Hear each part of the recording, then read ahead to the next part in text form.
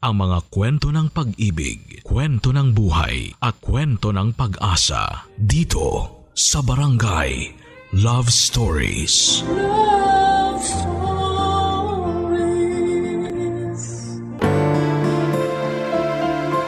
Marami tayong mga katanungan sa buhay natin at kapag hindi nabigyan ng kasagutan, para bang may kulang. Lagi nating hahanapin ang mga sagot kahit sa imposibleng paraan at dahilan. Ikaw, kabarangay, ano nga ba ang tanong sa iyong buhay na hindi mo masagot sa kasalukuyan? Dear Papa Dudut, ako nga pala si Camille ng Quezon City. Nasa mid-20s na at sa edad kong ito ay hindi pa rin nasasagot ang isang malaking katanungan sa isipan ko. Sino ba ang ama ko? Hindi ko nakilala ang tatay ko mula nung isinilang ako ng mama Zelda ko. Noong nag-aaral pa lamang ako sa elementarya ay laging may assignment sa klase. Kailangang ikwento ang buhay ng iyong tatay. Paano ko nga ba yon makukwento? Sa tuwing kinakausap ko si nanay para sabihin sa akin ang tungkol sa pagkatao ng tatay ko ay lagi siyang umiiwas. Lagi akong hindi nakakapagpasa ng assignment basta may kinalaman yon sa tatay ko. Lagi akong pinapagalitan ng teacher ko at hindi ko naman maiboses ang totoo. Wala akong alam tungkol sa tatay ko. Sa pagtanda ko ay bitbit ko pa rin ang mga katanungan na yon. Noong high school ako ay mas tumindi ang kagustuhan kong makilala at mahanap ang tatay ko. Lalo na noong nakikita ko sa mga kaklase ko noon kung paano sila protektahan at mahalin ang mga tatay nila. Nakakainggit din pala. Akala ko kasi ay ayos na akong sinanay lamang ang kasama ko noon. Pero pag nagsimula ka ng magkumpara sa iyong buhay sa iba, ay doon mo na malalaman na parang may kulang pa talaga. Naging kulang ang pagkatao ko dahil hindi ko man lang nalaman kahit pangalan ng tatay ko. Gusto kong malaman kung bakit siya umalis at hindi nagpakatatay sa akin. Bakit niya ako pinabayaan at bakit hindi kami nabuo bilang isang pamilya.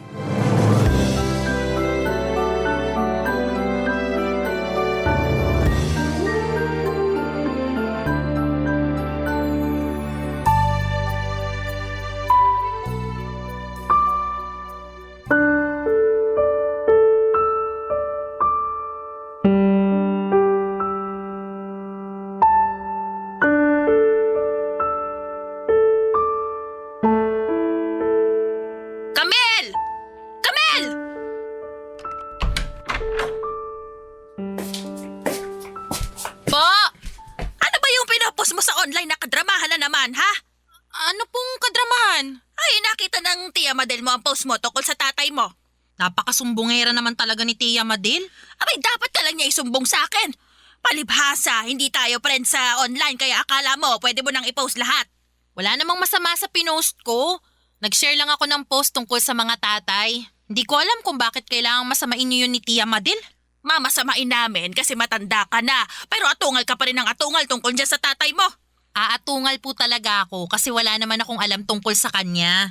Masama bang maglabas ng sama ng loob? Tsaka, social media ko naman yun eh. Ano bang pakialam nyo? Ano pakialam ko? Abay, yung sasabihin ng ibang tao. Ano na lang ang iisipin nila kapag nabasa nila ang post mo tungkol sa tatay mo, ha? Nakesyo, hindi ko maibigay sa'yo ang kailangan mo, kaya hinahanap mo pa rin ang tatay mo. Bakit, Camille? Hindi pa rin ba ako sapat na nanay mo para mabuo ka? Kailangan ba talaga hanapin mo pang walang kwenta mong tatay? Nay, mula pagkabata ko, isa lang ang alam ko tungkol sa tatay ko. Walang kwenta. Sa tuwing tatanungin ko kayo, puro yan lang ang sagot nyo. Wala naman kasi talagang kwenta ang tatay mo. Ano pang gusto mong sabihin ko? Sabihin nyo na lang kasi sa akin kung anong pangalan niya. Kung anong paborito niyang kulay ng damit. Kung ano yung pagkain na hinahanap-hanap niya tuwing pagod siya sa trabaho. Yun lang naman ang kailangan ko, Nay. Madrama ka. Mga linya, akala mo artista sa pelikula. Hoy, Camille, nasa totoong mundo ka. Hindi mo ako pwedeng bagsakan ng mga ganyang tanong. Tama nung alam mo nang walang kwenta ang tatay mo. Maganda nga sana kung ako mismo makakaalam kung totoong walang kwentang tatay ko eh. Aba, talagang gusto mo pang maranasan ang pagiging walang kwenta ng tatay mo, ha? Sigurado ka pa riyan. Huwag kang masyadong pangunahan ng mga salita mo, ha? Hindi mo alam kung ano sinasabi mo. Siguro nga po hindi ko alam kung anong sinasabi ko kasi kulang ako sa kaalaman tungkol kay tatay. Ayun! Ilulusot pa rin talaga ang kagustuhan na makilala ang walang kwenta niyang ama. Ay, kung alam ko lang na parang mas kailangan mo pang tatay mo kaysa sa akin, sana pala hinabol ko na lang siya at binigay kita sa kanya.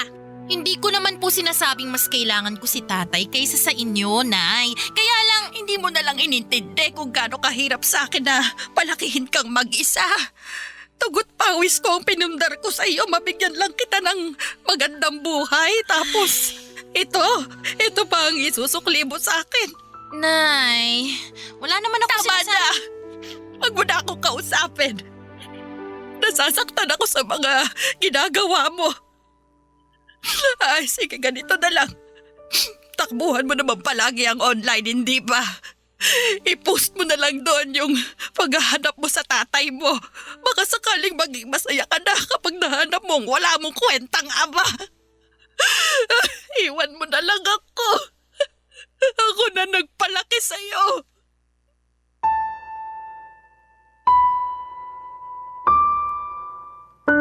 Alam nyo bang ganito ang dynamics namin ni Mama sa tuwing nagtatanong ako tungkol sa tatay ko? Una, magagalit siya. Pangalawa, kapag wala na siyang maisagot sa mga sinasabi ko ay dadaanin niya ako sa pagiyak. Igagaslight niya ako na mali akong hanapin pa ang tatay ko. Mabilis naman akong mamanipula at sa uli ako rin ang magsusorry. Kinabukasan ay ayos na ulit kami. Parang walang nangyari. Masaya na naman si Mama dahil naitago niya ulit ang isa pang araw ang sekreto sa pagkatao ng totoong tatay ko. At ako naman ay malungkot. Malungkot kasi lumipas na naman ang isang araw at heto, nangungulila pa rin ako sa totoong tatay ko. Kailan ba matatapos ang pangungulila ko sa aking ama? Sa tuwing nararamdaman ko ang kakulangan sa pagkatao ko dahil hindi ko nakilala ang ama ko ay madalas akong mabad mood. At dahil doon ay madalas na nasisira mga plano ko, trabaho at ibang relasyon ko sa ibang tao. Dahil sa paghahanap ko ng kasagutan tungkol sa tatay ko ay hindi ako nakakapag-focus sa mga ibang mga importanteng bagay sa buhay ko. Kaya naman hindi nagiging successful ang career at romantic relationships ko. Feeling lost din ako sa buhay dahil hindi ko alam kung saan ba talaga ako papunta. Kasi sa tuwing hinahanap ko ang daan ay lagi na lamang akong matitisod at lilingon sa isang katanungang hindi mabigyan ng kasagutan. Sino ba ang tatay ko? Kapag ito na ang umiikot sa eksena at sa isipan ko ay madalas sa alak ako kumakapit. At madalas ang Tito Samuel ko. Kakambal ng nanay ko ang siyang umaasikaso at umuunawa sa akin.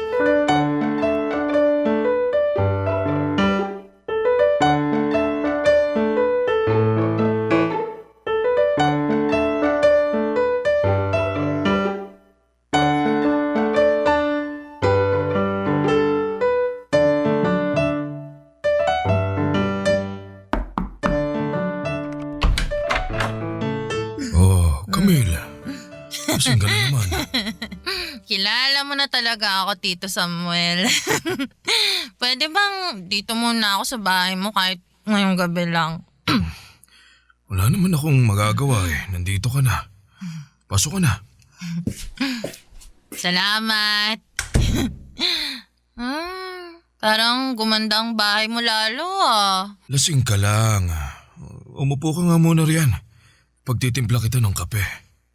Wag na, Tito Samuel. Magkwentuhan na lang tayo. Kailangan ko ng kausap eh. Mas maganda ang usapan kapag hindi ka nalasing.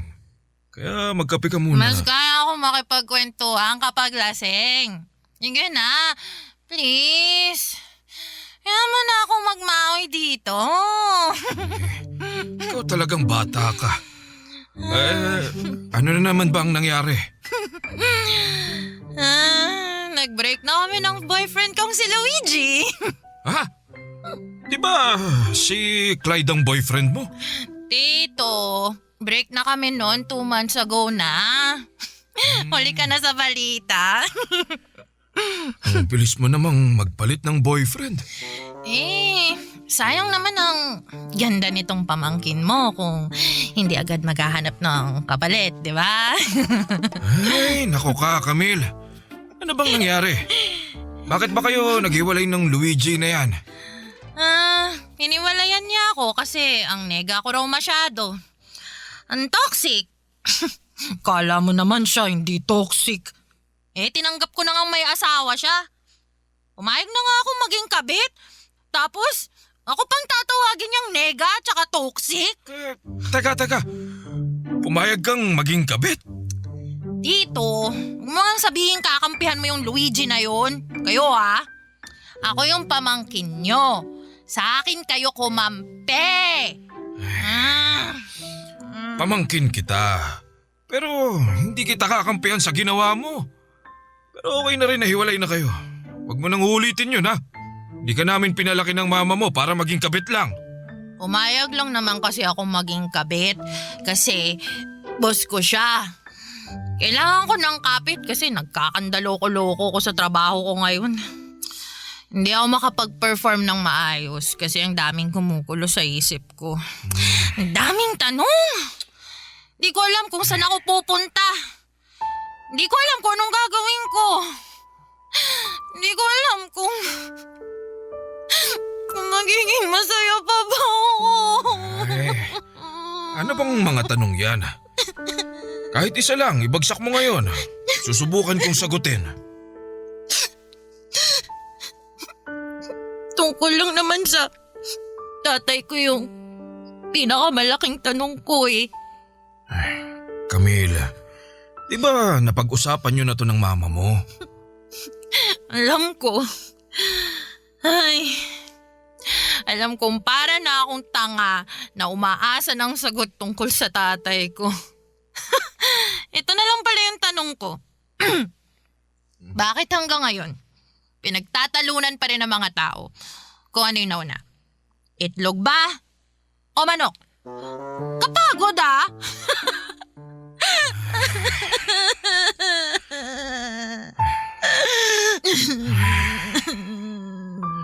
Kalaro ko sa basketball ang tatay mo noon.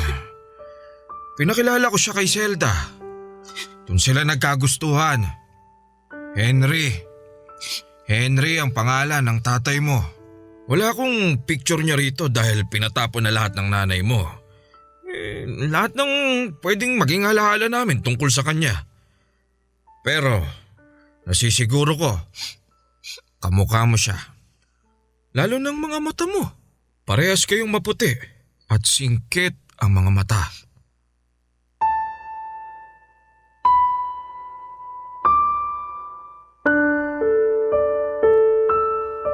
Parehas kaming singkit at maputi ni tatay.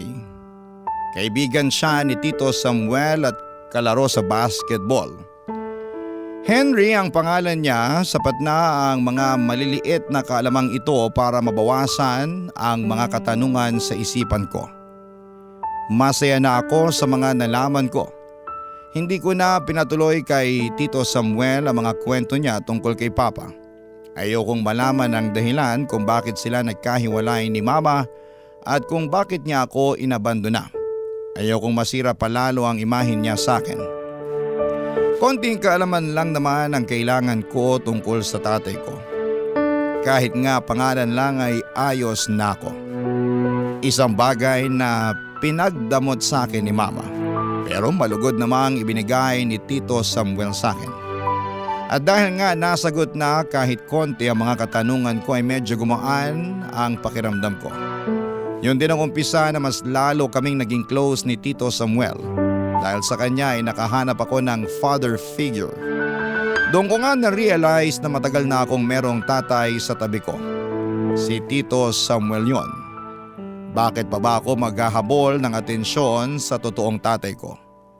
Doon pa lang ako nagkaroon ng closure sa totoong tatay ko. Hindi ko syempre pinaalam sa mama ko na meron na akong alam kahit papaano tungkol sa tatay ko.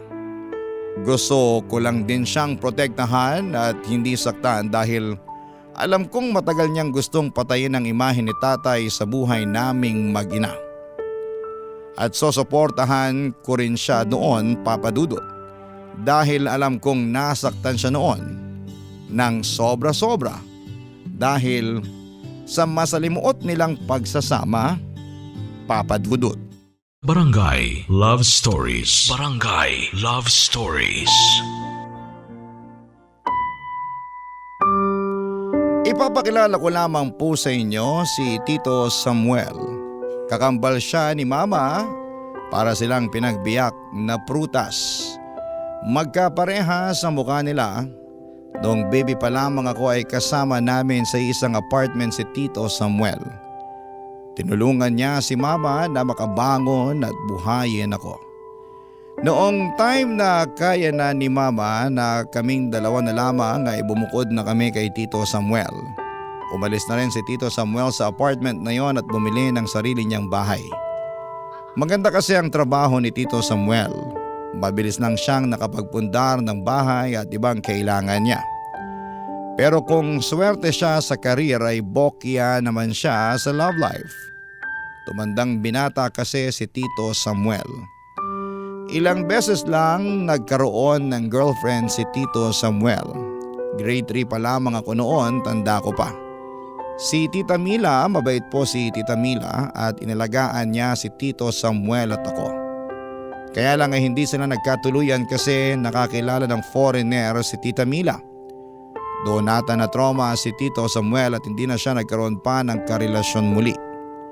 Nag-focus na lamang siya sa trabaho niya at sa pag-aabot ng pera sa aming mag-ina.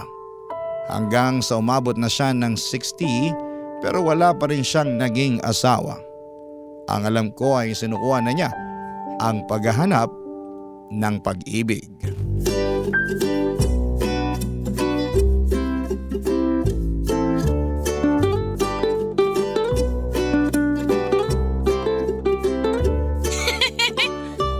Tama na nga, Tito Samuel. Ang kukorny ng joke mo. Corny ba talaga? Bakit tawa ka ng tawa riyan? Tumatawa lang ako dahil sa awa. Ganun ha? Tito naman eh. Huwag mo nga ako kilitiin. Ay, tama na. Hoy, kayong dalawa! Rinig ang harutan ninyo hanggang sa kusina! Si Tito Samuel kasi. Ako na naman to sinisisi, ikaw tong makulit. Hoy, magsitigil nga kayo! Mas lalo sumasakit ang ulo ko sa ingay ninyo eh! Oh, mukhang problemado ka na naman, Zelda. Magtataas na naman kasi ng renta. Tapos mahina pa ang bigayan ngayon sa tahian. Si Camille natanggal pa sa trabaho. Ay nako, kailan ba mauubos ang problema? Oh, natanggal ka sa trabaho, Camille? May nakalaban kasi akong supervisor, Tito. Alam mo naman tong pamangkin mo, hindi pwedeng manahimik na lang kapag inaapakan ng iba. Ba't nagawa mo pang tumawa? Problemado na nga ako rito. Kung bakit ba naman kasi nag-asal kalye ka pa? Hindi mo na lang pinabayaan yung supervisor mo. Paano na to ngayon? Paano tayo makakabayad ng renta sa susunod? Paano pa yung ibang bayarin? Diyos ko, kailangan ba talaga sabay-sabay ang problema? Ganito na lang. Paano kung tumira na lang kayo ni Camille sa bahay ko? Walang renta. Wala kayong poproblemahing ibang bayarin. Ako nang bahala habang wala pang nahahanap na trabaho tong pamangkin ko. At ikaw naman, Zelda, magretiro ka na rin sa pagtatahi. Hirap na nga ang kamay mong makahawak ng makina dahil sa rayuma eh. Hindi ko pwedeng iwan ang pananahi. Wala akong ibang alam na pwedeng pagkakakitaan. Magbenta ka ng lutong ulam doon sa subdivision ko. Saktong nagsara yung karinderya doon. Ikaw na ang pumalit. Magaling ka namang magluto eh. Ako nang bahala magpalabas ng puhunan mo. Magandang ideya yon, Tito ah. Pumayag ka na, Nay. Mas okay dun sa bahay ni Tito Samuel kasi may aircon. Ayoko na ng electric fan. Init ng bugay. Paano kung magkaka-clear skin kung puro alikabok mula sa electric fan ang masasagap ng mukha ko? Saka maraming call center na malapit sa subdivision ko. Baka sakaling pwedeng mag-apply doon tong si Camille. Eh, obra kaya tong plano mo? Eh, paano kapag nakahanap ka na ng asawa mo? Malamang itataboy mo na kami mag-ina. Isa naman kami titira noon kung sakali. OA naman ang pag-overthink, Nay. Si Tito Samuel mag-aasawa? Eh, mas malaki pa ang tsansa na magkabati kami ng supervisor ko kaysa makapag-asawa si Tito. Totoo naman din tong sinabi ni Camille. Malabong makapag-asawa ulit ako. Kaya sa inyo ko na lang ibibigay lahat ng pinaghihirapan ko. Saka ganito naman tayo dati, di ba? Ako ang kasama nyo nung alam nyo na. Wala namang masama kung magkakasama ulit tayo ngayon. Eh, kasi... Tito Samuel, ako na ang magdedesisyon para sa amin ni Nay. Go na kami sa bahay mo. Ngayon pa lang, mag-e-empake na ako. Ay, ikaw talaga, Camille. Inaabuso mo ang Tito Samuel mo porket alam mo mabait. Inaabuso ko lang siya kasi alam kong paborito niya akong pamangkin. Di ba, Tito Samuel? Ikaw lang naman ang pamangkin ko. Wala ka namang ibang kalaban eh. O ano? Paano na, Zelda? Eh, sige na nga. Eh, salamat Samuel ha. Kahit kailan maaasahan ka talaga.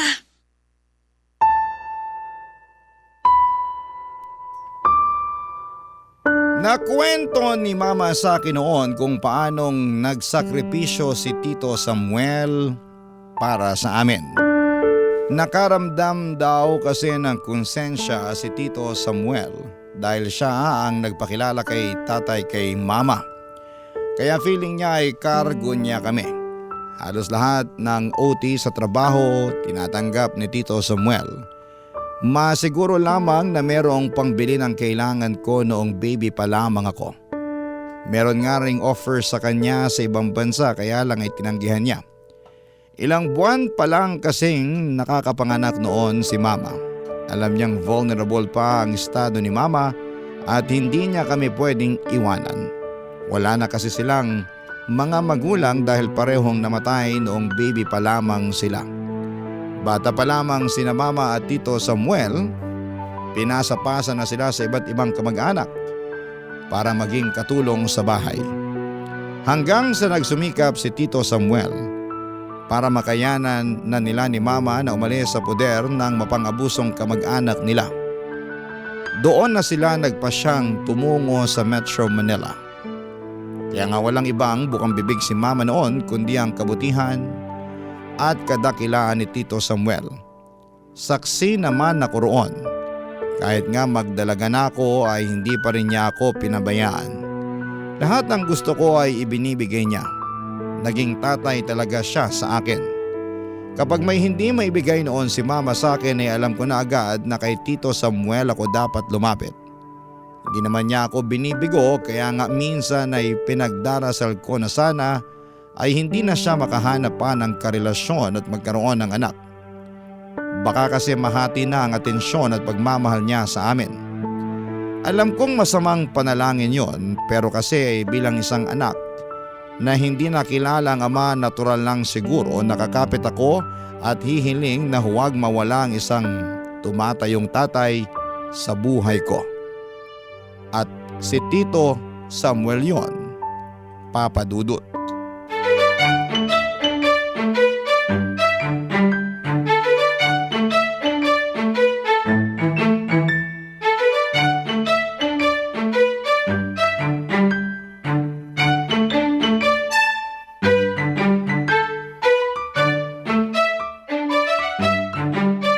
Grabe! 3 buwan na pala tayong nakatira rito sa bahay ni Tito Samuel. Alam mo, naiintindihan ko na yung sinasabi mong masarap ang aircon. Ay, tinan mo yung pisngi ko, mamula-mula. At saka, para akong pumuputi, pansin mo ba? Nako, kutis artista ka na, Nay! Pwede ka nang ihilera sa Sparkle Artists ng GMA. Kutis artista nga ako pero tinan mo naman ang bilbil ko. Paano hindi kayo magkakabilbel? Panay ang bukas nyo ng ref ni Tito Samuel. Kala mo, aparador lang yung binubuksan eh. Ano ka pa naman, hayaan mo na ako. Minsan lang ako makakita ng ref na lagi may pagkain. Yung sa atin nga dati, puro lang uling at tumigas na peanut butter. Naku, sinabi nyo pa, Nay. Yung ref nga ni Tito Samuel, hindi uling ang pantanggal ng amoy. Prutas! Diba? Nagchichismisa na naman kayong mag-ina riyan. Isali niyo naman ako. Pinag-uusapan lang naman namin ni Camille yung uling sa dating ref namin. Naninibago lang kami ngayon kasi walang uling yung ref mo. Gamitin na lang natin yung uling sa susunod na Sabado. Mag-ihaw na lang tayo ng manok. Ako magtitimpla. Mag-relax tayo sa Sabado. Wala naman akong pasok nun eh. Yun nagkikrave pa naman ako ng inihaw na manok. Thank you, tito. Teka. Bibili muna ako ng uling. Ako na lang ang bibili para may ambag naman ako para sa Sabado. Sigurado ka? Medyo malayo ang bilihan dito ha. Lalabas pa ng subdivision. Ano ka ba? Ayos lang. Gusto ko ring lumabas para makapaglakad-lakad at mahanginan. Sawang-sawa na kasi sa aircon ng balat ko. Wow, mayabang ka na ngayon, Nay. Samantalang dati, ang lagkit ng balat mo dahil sa electric fan. Che! Oh, sige na. Lalabas na ako. Ay, baka meron kayong ipapabili para, alam mo na, isang labasan na lang. Wala naman na. Kumpleto pa naman tayo. Uling lang talaga ang kailangan natin. Ay siya, sige, text nyo lang ako kapag may nakalimutan kayo, ha? Oh, alis na ako! Ano? Wala na ba si Zelda? Mukhang nakaalis na, tito. Balik nga ako. Sige na nga.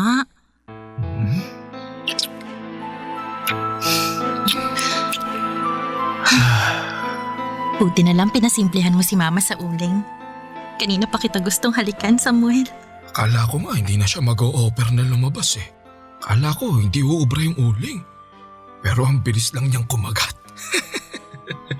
Uy, pero tuloy yung inihaw na manok natin sa Sabado. Please, cravings ko talaga yun eh. Oo naman. Para sa'yo baby ko. Lahat ibibigay ko. Ang sweet naman ng tito ko.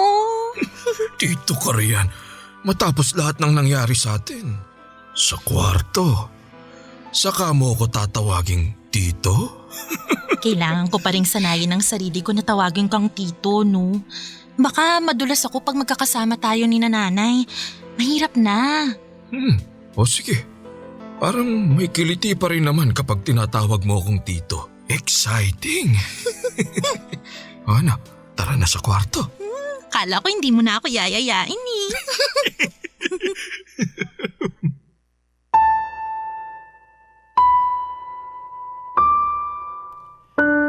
Binuhat ako ni Tito Samuel papunta sa aming kwarto. Doon ay may nangyari sa amin. Matagal na naming inililihim ang relasyon naming dalawa, planado ang lahat. Pinalabas kong natanggal ako sa trabaho pero sa totoo lang ay nag-resign ako, Papa Dudut. Para magipit si Mama dahil wala nang sasalo ng mga bayarin sa bahay, lalo't alam ko na mahina na ang pagtatahi niya. Na-manipulate namin ni Tito Samuel si Mama. Umayon sa amin ang tadhana sa mga plano namin. At mas lalo kaming napalapit sa isa't isa noong lumipat na kami ni Mama sa bahay ni Tito Samuel. Mas exciting ang kaganapan sa amin dahil inililihim namin yon. Pasimple kami kung maghalikan at magyakapan. Ang ilang minuto na wala si Mama sa paningin namin ay sinusulit namin ang ilang segundong halik. Kailan ba nagsimula ang relasyon namin? Kung tatanungin ninyo ako ay nagsimula yon noong lasing akong pumunta sa bahay ni Tito Samuel. Hindi dahil sa ala kaya may nangyari sa amin, kundi dahil feeling ko ay siyang naging sagot sa lahat ng mga tanong at problema ko. Ewan ko ba? Parang na-attract ako sa kanya noong time na sinabi niya sa akin ang ilang detalye sa tatay ko. Tapos nahaluan pa ng alak. At hindi lang yan, nahaluan pa ng mga alaala kung paano niya kami inalagaan at protektahan noong nasa poder niya kami noong bata pa lamang ako. Yun ang tipo ko sa isang lalaki. Malas nga lang talaga na tsuhin ko siya at kapatid ni Mama. Pero feeling ko ay malulusutan naman namin yon, Papa Dudut. Barangay Love Stories. Barangay Love Stories. Nagpanggap akong may trabaho para makapag-check-in kaming dalawa. Nahirapan na kasi kaming lumusot kay nanay dahil paikot-ikot siya sa bahay. Imposibleng hindi niya kami mahuli kasi sobrang aligaga niya. Kaya naman naisip namin na mag-check-in sa mga mumurahing motel. Nag-out of town din kami madalas ni Tito Samuel at hindi kasama si Mama. Hindi pa naman siya naghihinala. Aaminin ko na nalulungkot ako sa sitwasyon naming dalawa. Mahal ko na si Tito Samuel, mahal din niya ako. Paano na ba kami? Ang hirap lang kasi sa part ko na hindi ko malayang na-express ang pagmamahal ko para kay Tito Samuel. At alam kong ganon din siya sa akin, hindi na lang namin pinag-uusapan dahil sumasama lang ang loob namin. Kung kailan nasa tamang tao na kami, bakit kailangang magtago pa? Ganon na ba kasamang magmahal ng kadugo mo? Sa pagkakaalam ko naman, sa mga unang panahon, magkakamag-anak lang din ang nagkakatuluyan. Bakit hindi pwede ngayon sa panahon natin? Masyado naman silang mahigpit. Sana naman ay maunawaan kami sa sitwasyon namin kasi nagmahal lang naman kaming dalawa, Papa Dudut.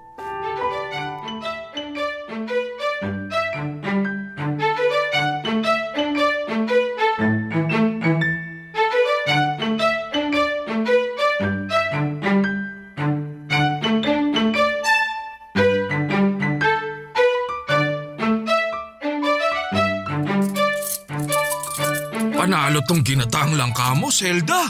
Paano pa naman panalo rin yung inabot mong budget para sa ulam natin. Ayun, dinamihan ko na yung hinalo kong baboy dyan. Si nanay nagiging waldas na sa pera ni Tito. Kahit ubusin niya na lahat, basta ganito kasarap palagi ang ulam ayos lang.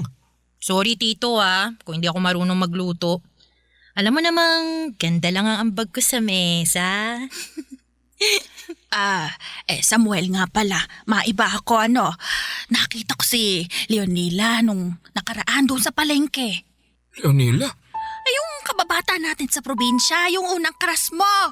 Yung nag-iisang tisay doon sa baryo natin. Oo. Naalala ko na. Ay.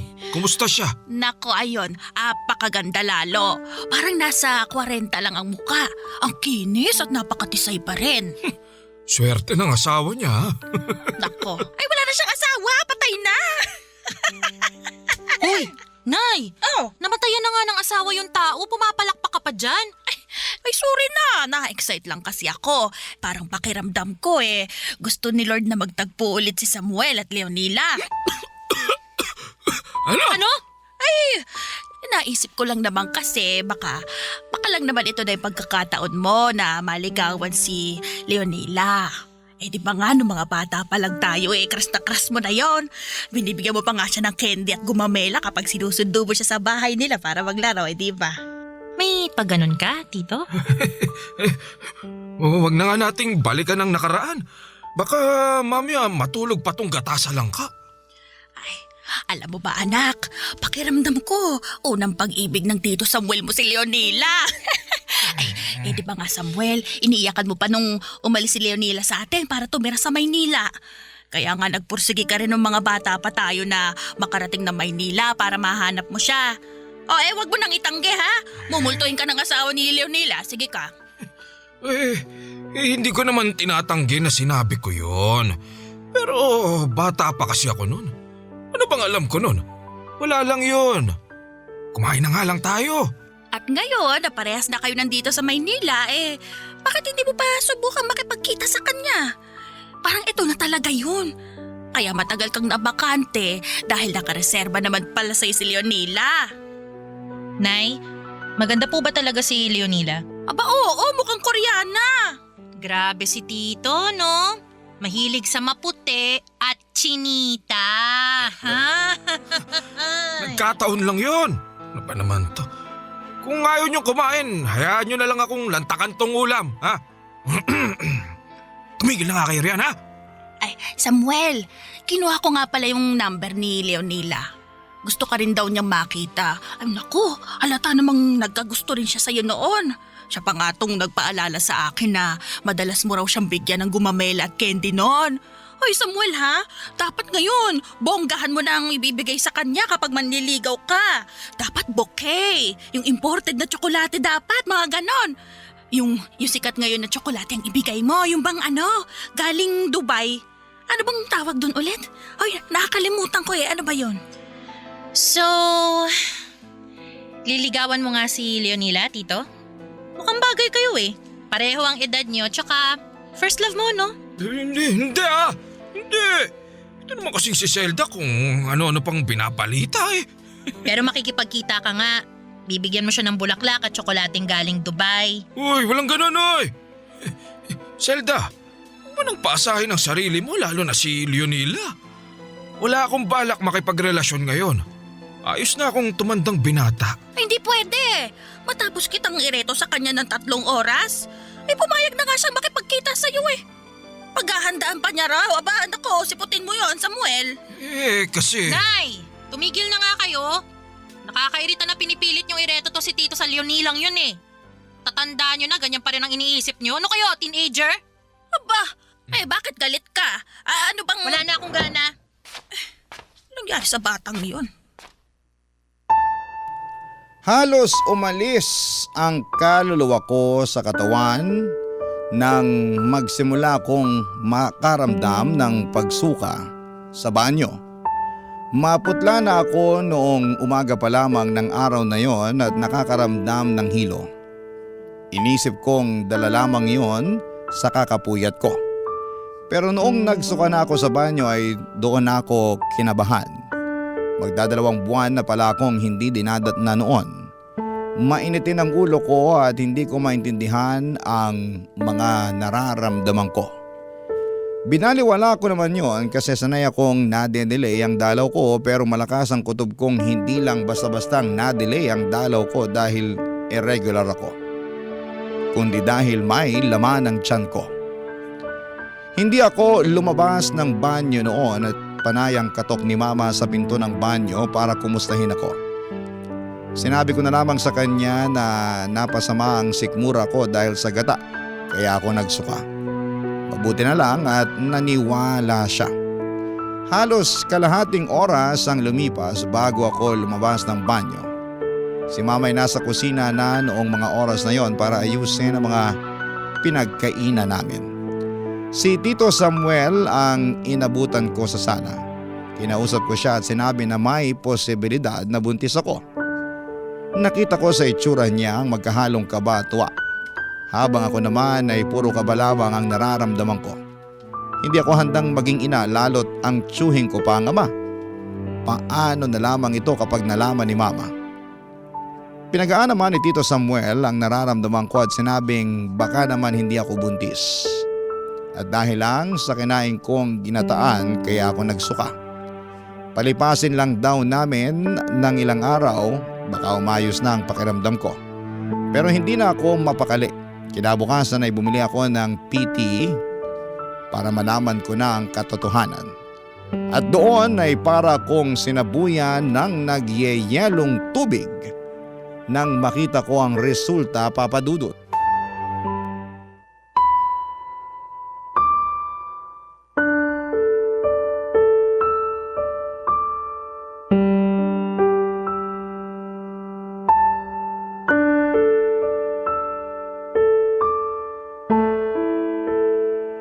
Samuel, paano na to? Hindi ko rin alam. Anong hindi mo alam? Ikaw tong nakabuntis sa akin, panagutan mo to. Huwag naman ako ang pagbuntunan ng galit mo. Papanagutan ko naman yan eh. Papanagutan?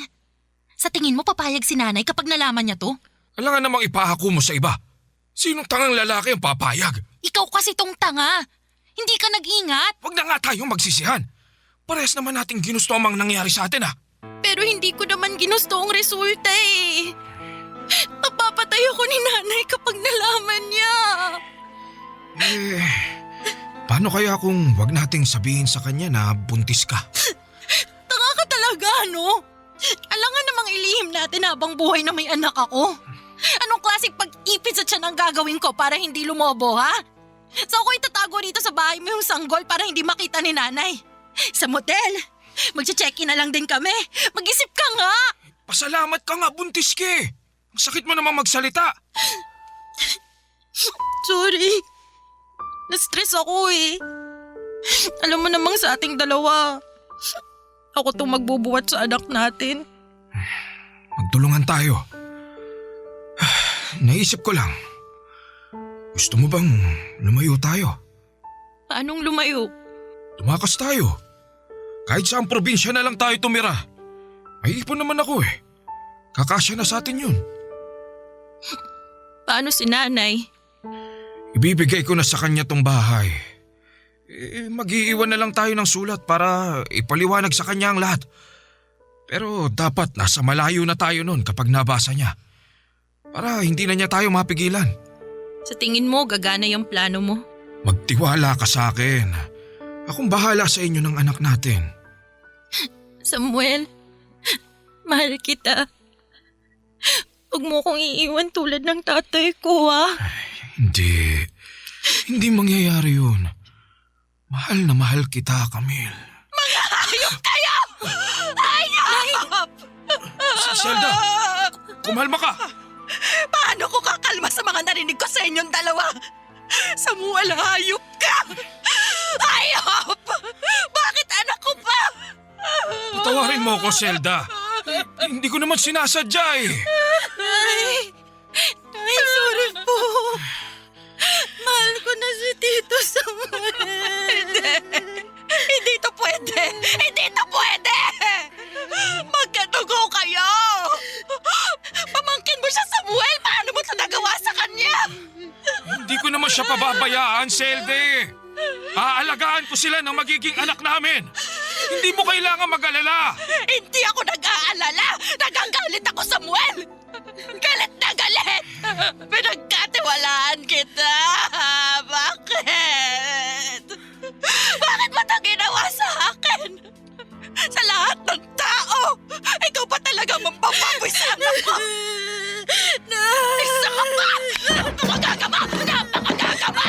Para sa banala na loob ang pinibigay mo sa akin! Tama na. Tama na, Zelda! Huwag mo nasaktan si Camille. Ako na lang! Ako na lang ang saktan mo! Ako! Kabwisit ka, Samuel! Kapatid kita! Bakit mo ito ginawa?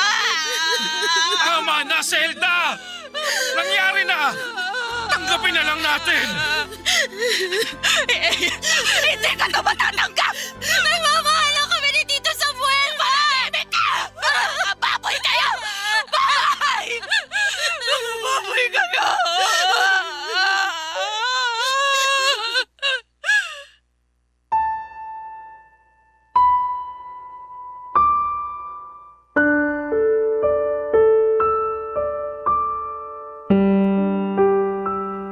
Hindi namin mapakalma noon si Mama Papadudut. Hindi ko siya masisi, kaya nga hinayaan kong saktan niya ako ng paulit-ulit kung yun lamang ang paraan para mapatawad niya ako. Gusto na akong itakbo noon ni Samuel para umalis na kami at magpakalayo-layo. Pero hindi ko magawang iwanan si Mama sa kalagayan niya. Nakahiga na si Mama sa sahig at hindi na makahinga sa sobrang pag-iyak. Niyakap ko si Mama at humingi ng sorry sa kanya. Sa uli niyakap ako pabalik ni Mama. Nang kumalma na siya ay pinag-impake na niya ako ng mga gamit para umalis na. Pero pinigilan kami ni Tito Samuel. Siya na lang daw ang aalis at iiwan na niya ang bahay para sa amin. Regalo na lang daw niya yon para sa aming mag-ina. Siya na lang daw ang lalayo. Tinanggap na lamang yon ni Mama bilang wala na rin siyang ibang choice dahil yun na ang pinaka-praktikal sa lahat. Doon ako biglang natauhan. Doon ko na-realize na maling-mali ang ginawa namin ni Tito Samuel. Nadala ako sa matinding kasabikan na magkaroon ng isang ama kaya pumatol ako sa kanya. Nabulagan ako sa nararamdaman kong yon. At nang mahimasmasan na ako ay doon ako naggalit sa sarili ko dahil hinayaan kong magpamanipula kay Tito Samuel. At ang masakit pa ay meron pang isang inosenteng sanggol sa sinapupunan ko ang nadamay sa ginawa kong pagkakamali. Sa ngayon, Papa Dudut, ay malapit na akong manganak. Wala na si Tito Samuel at wala na kaming balita sa kanya. Unti-unti ay inaayos namin ni Mama ang relasyon na nagkaroon ng lamat dahil sa nangyari sa amin ni Tito Samuel. Sana balang araw ay mapatawad niya ako at sana balang araw kapag lumaki na ang anak ko ay hindi siya magaya sa amin ni Mama na purong maling lalaki ang napiling mahalin. Maraming salamat po sa inyo sa pagbasa ng aking liham. Ang inyong forever kapuso at kabarangay, Camille. Ako, gigil na gigil talaga ako sa nangyayari sa kwento natin. O ikaw, kabarangay, kumukulo rin ba dugo mo? Pwede kang mag-iwan ng comment sa ating comment section.